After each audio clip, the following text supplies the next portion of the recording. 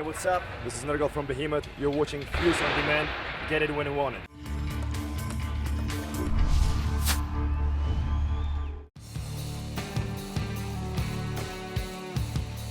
Well, you know, one of the things about Corey's voice in Slipknot that was really compelling to me was that it was really aggressive. It was really in your face, but there was melody and structure and song structure, which was, you know, which is new. I mean, it was this metal sound with the metal energy and aggression that I identify with and love, with an attention to detail, hook to melody to memorable lines, lyrical content, all kind of put together, which a lot of bands of that caliber, and certainly in that genre, don't get all those pieces fitting together at the same time. And you know, you get bands that have a really heavy sound and a guy who's really great at one thing in particular, but it was evident that the guy could really sing, even though he was choosing in this particular scenario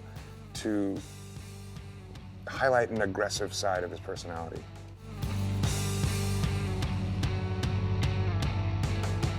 I've been asked who I would compare Corey Taylor to, and you know, I don't know that I could compare him to anybody. Certainly there are maybe 10 great vocalists that I compare them to him, because he can do what they all do. But I don't think there's anybody I know of, that I've ever known of, that can do all the things that he does with his voice.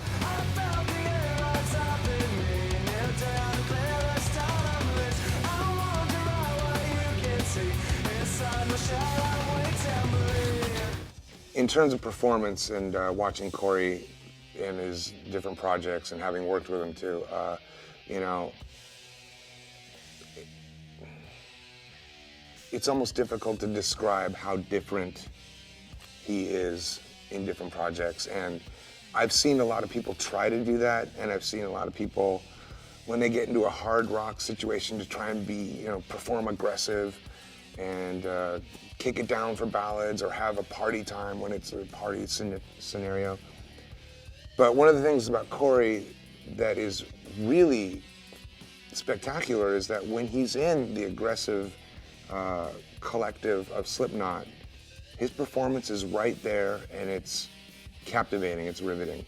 When he's doing something with Stone Sour and it's more emotive and it's unmasked, as it were, it's really vulnerable and strong, and it takes on its own entity, but it's still the same guy, and you still buy it, you still believe it. One of the things that makes people fanatical about Corey and Slipknot and his other projects, and I consider myself to be one of them, is the fact that there's a fearless nature in his and their approach to songwriting and expression, and fearless in the sense that they tap into feelings and ideas and thoughts and visual elements that the world at large isn't really comfortable tapping into. And when, as a listener, you find something like Slipknot, like Corey Taylor, that's speaking to that side of you that no one else is, it's very easy to become drawn in, become fanatical. Those are the types of artists, in my opinion, that have longevity.